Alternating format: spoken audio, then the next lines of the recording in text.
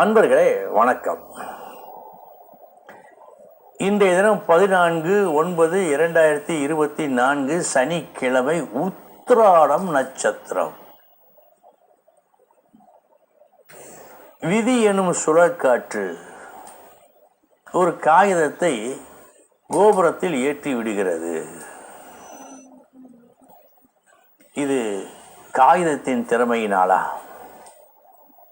காகிதத்தின் செயலினாலா? அல்ல, விதியின் செயல். இது ஜோதிடத்தில் வருகின்ற ஒரு சூத்திரம். என்ன, அதை பார்ப்போம். 10க்கு உடையவன் ராசி கட்டத்தில் 10ஆம் இடம், ஜீவியஸ் ஸ்தானம், தொழில் ஸ்தானம், கர்மஸ்தானம். இந்த 10க்கு உடையவன் நவாம்சத்தில் நாம் சாதாரணமாக 2 கட்டங்கள் போடப்படும், 3 கட்டங்கள் போட வேண்டும். ராசி, நவாம்சம், பாவம் என்றும் ஒரு கட்டம் போட வேண்டும்.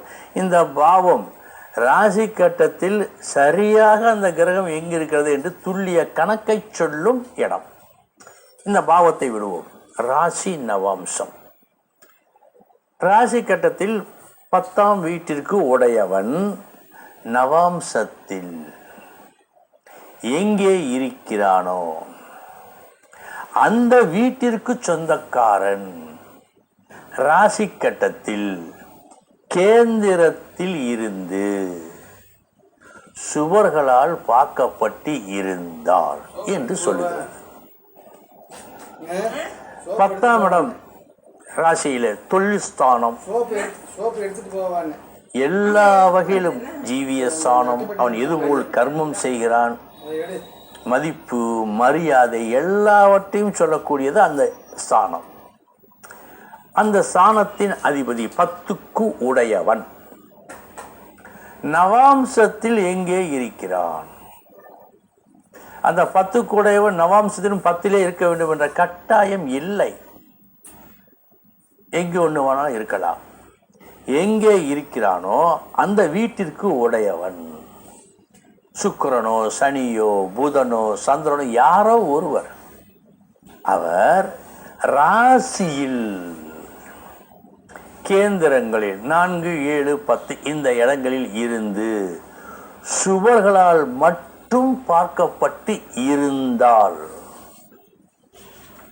அவன் தனது முயற்சி, பெரிய முயற்சியே இல்லாமல் உயர்ந்த நிலைக்கு வருவார். அன்பர்களே, இந்த இடத்தில் ஒன்றை நீங்கள் கவனிக்க வேண்டும். எந்த துறையாக இருந்தாலும், யாராக இருந்தாலும் சந்தேகத்தோடு நுழைவார்கள். தங்களுக்கு கிடைக்கும் நல்ல வாய்ப்பை பார்த்த பிறகு அதிக உழைப்பை போடுவார்கள். முதலில் அல்ல, அந்த உயர்வை பார்த்த பிறகு 100க்கு 90 பேருக்கு இப்படித்தான் இருக்கும். விதி இப்படித்தான் வேலை செய்கிறது. ஆக 10க்கு உடையவன் நவாம்சத்தில் எங்கே இருக்கிறானோ அந்த வீட்டிற்கு உடையவன் ராசியில் கேந்திரங்களில் இருந்து சுவர்களால் பார்க்கப்பட்டிருந்தால் அதிர்ஷ்டக்காரன். தனது பெரும் முயற்சியின்றியே உயர்ந்த நிலைக்கு வருவான். கோபுரத்தில் ஏற்றி வைக்கப்படுவான்.